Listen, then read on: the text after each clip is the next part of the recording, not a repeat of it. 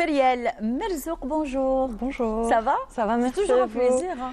Franchement, c'est partagé. Alors, Merci, les agrumes, bienvenue. un petit mot sur de toute façon, elles sont gorgées de vitamines. De vitamine C, oui, c'est comme vous dites, la saison, il faut en profiter. Et puis, c'est aussi riche en eau. Donc, on peut, en les consommant, on s'hydrate et on se fait plaisir par la même occasion. Effectivement. Voilà. Mais aujourd'hui, on ne va pas parler justement des vitamines ou bien des agrumes, puisque aujourd'hui, il sera question de parler d'un fléau, d'ailleurs, qu'on vit actuellement, que le monde vit uniquement, pas uniquement l'Algérie, c'est l'obésité infantile. Tout à fait. Alors, c'est à quel moment on peut parler d'obésité infantile? Alors, l'Organisation mondiale de la santé définit déjà l'obésité infantile comme une accumulation excessive de graisse corporelle qui nuit à la santé.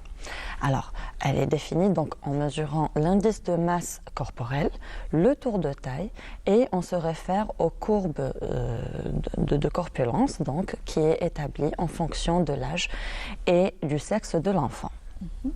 Très bien. Alors, et quelles y sont les causes? Les causes de cette obésité morbide, parce qu'on trouve, on trouve des enfants qui ont une obésité morbide. Et en plus, c'est que les parents, ils ne réagissent pas. Malheureusement. Voilà. Mais on est de plus en plus sensible.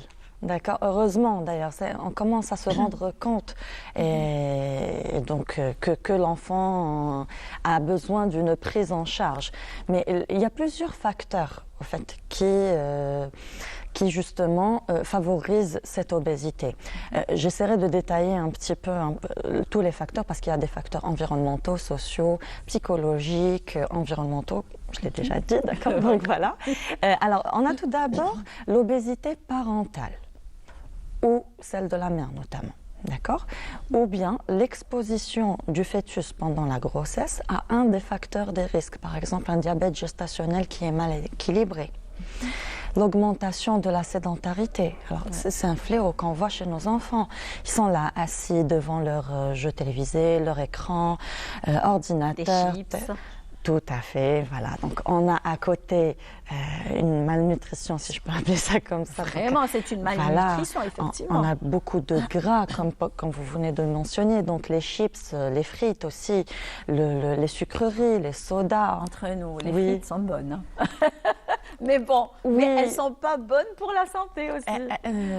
Elles sont bonnes, je suis d'accord, oui, mais ce n'est pas à consommer quotidiennement, ni en grande quantité. Je n'aime pas frustrer, surtout un enfant, mais il faut juste équilibrer. D'accord? On parlera de la prise en charge plus tard, voilà. Et puis, il y a aussi le manque de sommeil qui est très important et qui est aussi un des facteurs de l'obésité, surtout chez l'enfant, d'accord? On les voit là avec leurs petites cernes comme ça. Exactement, oui. Et aussi, donc, on a un facteur psychologique, comme par exemple une dépression, un rejet des parents, ou bien le harcèlement scolaire que l'on voit de plus en plus souvent chez les enfants. Effectivement, et surtout quand ils sont rackettés. Oui, ils subissent aussi beaucoup de moqueries, surtout quand l'enfant est bien potelé. Donc là, ils viennent, les enfants, ils n'ont pas cette maturité et tout. Et les mots peuvent Notre assistante réalisatrice, Selma Khaladi, tout à l'heure, on était en train de discuter de ce sujet. Et là, elle me dit, oui, ils sont mignons hein, quand ils sont potelés. Nous, on les préfère potelés. Oui, mais entre eux, exactement. Voilà, je vais dire comme ça. Oui. Et puis, donc, ça aussi, ça peut affecter et justement, ça peut pousser à un mauvais comportement alimentaire, hein, une hyperphagie boulimique carrément chez l'enfant. Et ça aussi, c'est un facteur donc, qui favorise l'obésité. Et on voit de moins en moins, donc un peu plus rarement, la prise médicamenteuse. Donc, par exemple, une anomalie hormonale ou bien génétique. Mais ça, c'est pas très fréquent encore, heureuse. Très bien. Alors, et là, vous, en tant que spécialiste, quel est le poids idéal d'un enfant? Il n'existe pas de poids idéal, en fait, ni chez l'enfant, encore moins chez l'adulte. Pourquoi? Il y a une courbe de corpulence. Suivant la morphologie. Tout à fait, à laquelle on se réfère. Chacun. Et cette courbe de corpulence que l'on trouve dans un carnet de santé, justement, elle définit à peu près un poids, une fourchette de poids idéal. Mais la marge entre le haut et le bas de la courbe est assez grande. C'est une grande marge, d'accord? Donc, on trouve de 10 à 15 kilos de différence. L'idéal, c'est d'avoir une courbe de corpulence qui est harmonieuse. C'est-à-dire qu'il y a un développement harmonieux de l'enfant, d'accord? Mais il n'y a pas de poids idéal. Très bien. Alors, mais ce que j'aimerais savoir, parce que je suis certaine qu'il y a des mamans qui se posent la question, Oui. un enfant, c'est qu'il est en pleine croissance. Donc, il a besoin de vitamines, il a besoin de beaucoup de choses pour sa croissance, pour sa bonne croissance. Correct. Donc, est-ce qu'on peut mettre un enfant au régime? Et de quelle façon? Surtout pas. On ne met pas un enfant au régime, ni hypocalorique, ni hyperprotidique. Au mieux, ça ne marche pas. Au pire, ça peut induire des carences. Et ça, c'est mauvais pour l'enfant.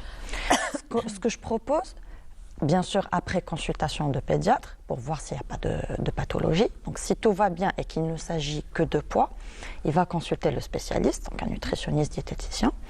Et là, on propose un rééquilibrage alimentaire et une rééducation alimentaire. C'est-à-dire qu'on va venir installer déjà les 4 repas, voire 5. Parce que l'Organisation mondiale de la santé, je me réfère toujours, elle recommande actuellement jusqu'à 5 repas par jour. Donc on a déjà le petit déjeuner. Et s'il vous plaît, les mamans, n'envoyez jamais vos enfants sans petit déjeuner. C'est très important. Ah oui. Et surtout, ne pas leur donner l'argent pour acheter ce qu'ils veulent.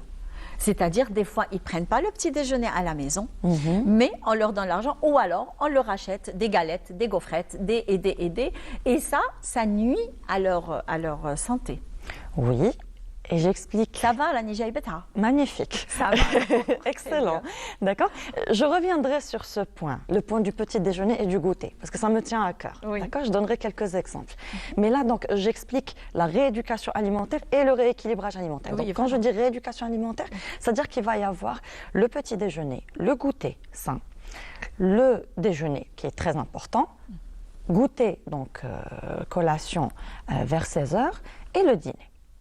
Parce qu'il y a ceux qui sautent les repas et puis qui vont déjà directement manger un gros repas au dîner et puis ça va faire donc... Effectivement.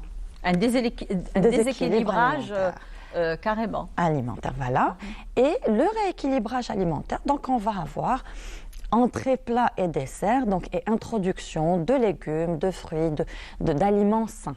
Effectivement. Voilà. Mais donc on ne met pas l'enfant au régime. C'est-à-dire qu'on va essayer d'avoir une alimentation qui est variée, des soupes, des légumes, des protéines. Ah, il faut manger la soupe parce que la soupe fait grandir. Voilà, aussi. En plus, avec ce froid, c'est bon, hein, on accepte mieux la soupe, ça réchauffe. Elle est l'invitée d'honneur. Exactement. Et puis, donc, on a les protéines aussi. Donc, toutes les sources de protéines sont les bienvenues, si je peux dire. Bien sûr. Les céréales aussi, c'est assez important, de préférence complète, les produits laitiers, et puis on aura les fruits. Ah ben oui. Et parmi les fruits, on peut revenir à votre clémentine, voilà, hein, on va l'introduire. Clémentine, et aussi c'est la saison de la poire aussi. Tout Donc à fait. il faut vraiment profiter de la poire de saison, parce qu'elle est vraiment très parfumée et gorgée de vitamines aussi. Tout à fait, exactement. Voilà. Après, il n'y a pas que ça. Moi, je préfère varier. Quand on varie les fruits et les légumes, on va aussi avoir une panoplie de bienfaits, donc de sels minéraux, de vitamines, d'accord. Parce que si on fait une fixette sur un seul fruit ou un seul légume, on n'aura que les bienfaits de ce fruit ou de ce légume. Et l'idéal, c'est de varier. Voilà. Et puis, donc, voilà. Et pour revenir au petit déjeuner, parce que j'insiste, le petit déjeuner, on peut l'avoir soit salé, soit sucré. Tout dépend des cultures. On peut donner à cet enfant, par exemple, un bol de céréales avec quelques petits morceaux de fruits, pourquoi pas quelques petites amandes, et un laitage, soit avec du lait. Moi, je préfère que ce soit avec du yaourt. C'est encore très bien. Yaourt nature. Idéalement. Après, il y a certains enfants qui n'acceptent pas, parce qu'on a affaire à un enfant. Un enfant, ah oui. Voilà, parce que moi, là, je réfléchis à adulte. Adulte, oui, yaourt nature, c'est pas un problème. Mais l'enfant, il va falloir aussi suivre ses goûts pour qu'il coopère. Exactement. Donc, on peut soit faire du yaourt nature et pourquoi pas parfumé. Avec de la cannelle, des épices, d'accord, de la noix de coco, du cacao, pourquoi pas. Vanille. Aussi, oui. Et sinon, c'est un yaourt parfumé, c'est pas un grand problème, d'accord? Oui, Parce que donc, au pire, quand on prend un grec, on est dans les 130 calories. Le nature, on est dans les 50 calories à peu près. je préfère, Ça va. moi personnellement, je préfère le nature. Oui. 50 calories, c'est mieux que 130. Ça, oui, exactement. Mais Voilà, donc, un yaourt normal, on va dire 70 calories. À peu Surtout près. pour un enfant, Ça va. donc ça peut... Ça passe, parce qu'il Ça a les passe. besoins énergétiques qui sont très élevés, parce qu'il est en phase de Effectivement. croissance. Sinon, on peut carrément donner un petit déjeuner salé.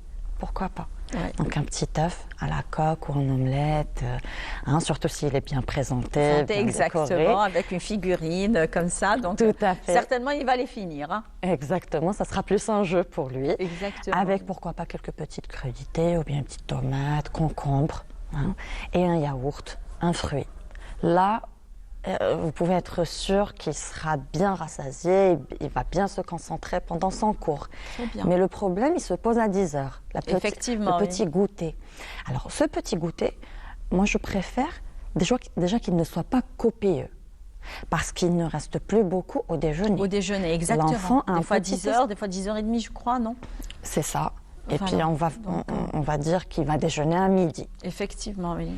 Donc, 2 petites heures. Il faut ça équilibrer passe. quand même. Voilà, ça passe. Un fruit. Un fruit, une poignée d'amandes, quelque chose de.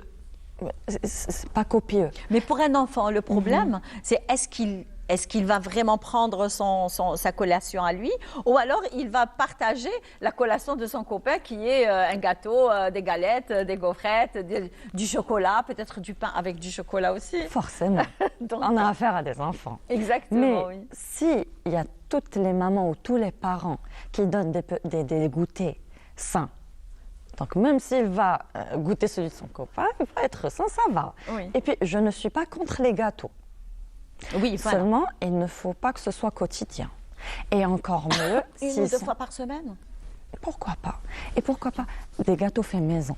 De C'est préférence. toujours mieux. De préférence. C'est sucré, c'est il y a du Parce que sucre. des fois, on peut même pas suivre on va dire, la recette à 100%. C'est qu'on peut diminuer un peu le sucre. Je parle de sucre, hein. Tout à fait. Mais ça reste toujours moins sucré que l'industriel.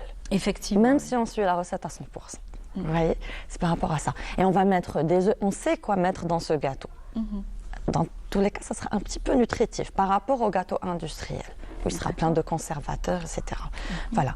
Mais voilà, c'est-à-dire que ça aussi, ça rentre dans la prise en charge de l'obésité. Et autre chose de très important, c'est qu'il va falloir introduire une activité physique. C'est très important. C'est très important, c'est primordial. Tout à fait, dès le jeune âge. Et encore mieux si elle est collective. Si par exemple oui. c'est toute la famille qui s'y met, ou bien qui va aller donc faire du sport avec ses amis, ou ça sera toujours mieux que de l'envoyer D'ailleurs, c'est ce seul. qu'on verra. Il y a un programme de karaté, c'est pour toute la famille. Parfait. C'est parfait, excellent. Eh ben, non seulement c'est un art martial et en même temps ça permet donc de se dépenser, d'avoir la bonne santé physique et mentale. Mais je laisse donc ce spécialistes sujet vont aux passer dans un spécialistes. moment. Voilà. Voilà. Excellent. Et pour le dîner, qu'est-ce qu'il faudrait Alors quelle est le la dîner, quelque chose d'assez léger. Donc une bonne petite soupe, toujours avec une petite source de protéines, pas trop grasse, d'accord, de viande blanche de préférence, et un fruit, pourquoi pas, avec un tout petit morceau de pain. Éventuellement, selon les cas. C'est, par exemple, il y a un petit tagine ou bien pas gras, Voilà. bien sûr. Pas trop Là, gras, voilà, voilà. donc on aura le petit bout de pain. Sinon, si on peut s'en passer, c'est encore mieux. Très bien, un rééquilibrage, on va dire alimentaire. D'ailleurs, ce n'est pas un régime. Non, Donc, pas du tout. Voilà, donc on est rassasié. Bon, je parle de moi. Oui, Je sais pas pourquoi. Ça s'applique même pour l'adulte, de toute Exactement, façon. exactement. Mais l'enfant, il va falloir le C'est prendre en plus charge. sensible. Voilà. C'est plus sensible parce que c'est un enfant. Tout à fait. Exact. Voilà. Merci beaucoup, Feria El Merzouk. Eh bien, j'espère. Avec grand plaisir. Eh bien, on se reverra lors de nos prochains Bonjour d'Algérie avec d'autres thèmes de Avec grand nutrition. plaisir.